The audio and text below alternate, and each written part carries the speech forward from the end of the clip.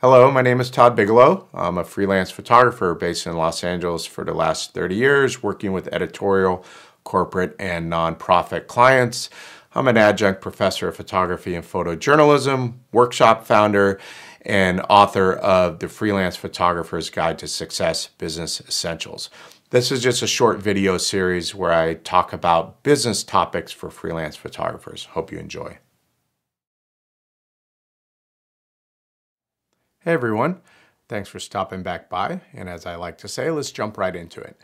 I want to mention 3 ways in which you can set up your freelance photography business. All right, these are kind of legal business structures in which you can set up to help decide and govern how you will file your tax return, how you'll record your income, distribute checks, anything along that lines. Okay, so perhaps talk to an accountant, do your own research, look into it a little bit further. But these are the 3 main ones, and they're not by any means uncommon.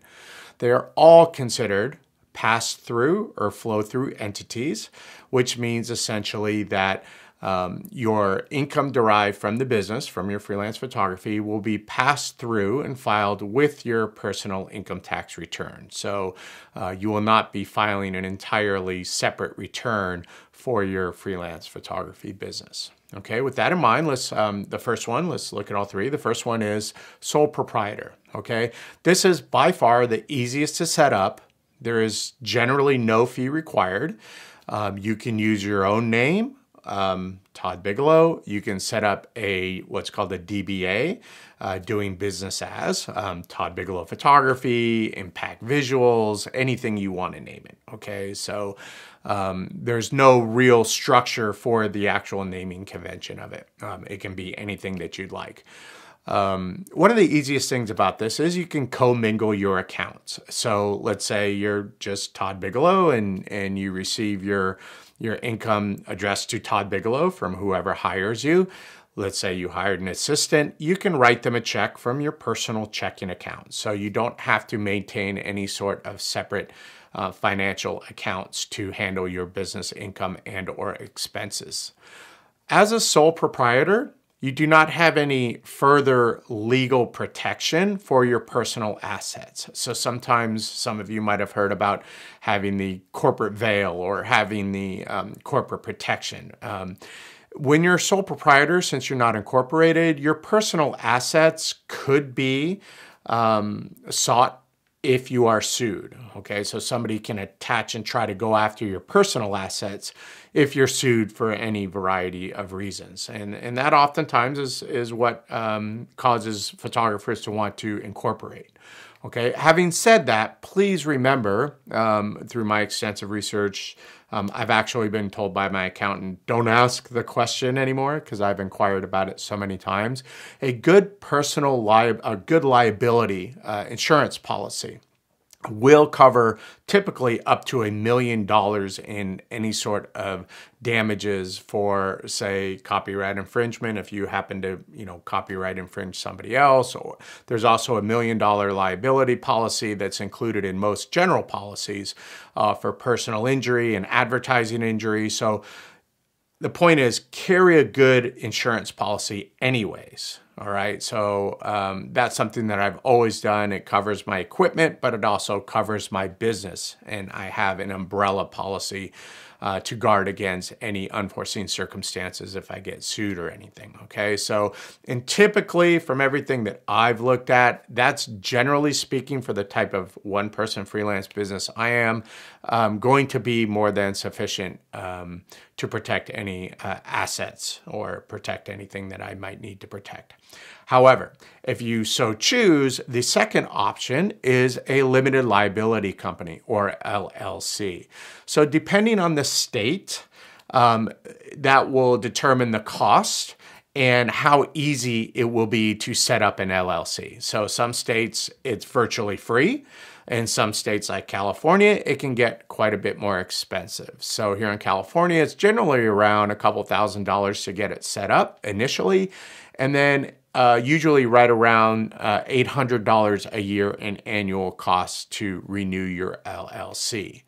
Okay, so just keep that in mind that there are costs involved with that. Like sole proprietor, you can commingle your accounts. So again, you can get your income and put it straight into your personal account, and you can distribute any sort of checks for expenses from your personal account as well. No need to set up separate banking accounts. Okay, it's generally misunderstood that LLCs provide extra tax benefits to freelance photographers. That can be the case if you are a multi-person LLC, okay? So most of my colleagues and friends that have LLCs are single-person LLCs.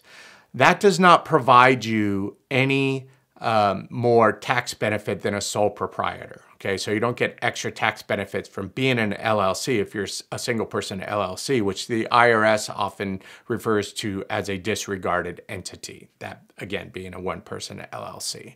So again, make sure you understand, don't just, incorporate yourself as an LLC thinking that you're gaining big tax benefits, okay? That can be the case if you, have multiple people that you're working with. Say you're an agency or something and you're going to have multiple people, and then it determines how the income is distributed to your members and so forth. You'll have to go further into that and look into it if that's the situation.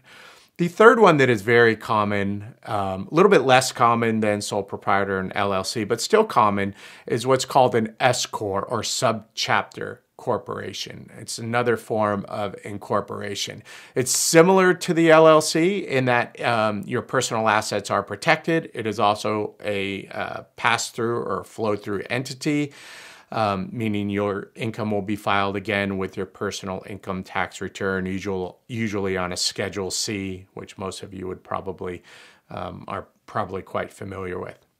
Okay, so very similar in those regards. However, it does have more stringent reporting requirements for your income. Okay, so with the S Corp, you do need to separate your accounts. You cannot commingle your personal and business accounts, so you'll have to set up separate accounts. Again, not a huge deal, but just understand that that's the case.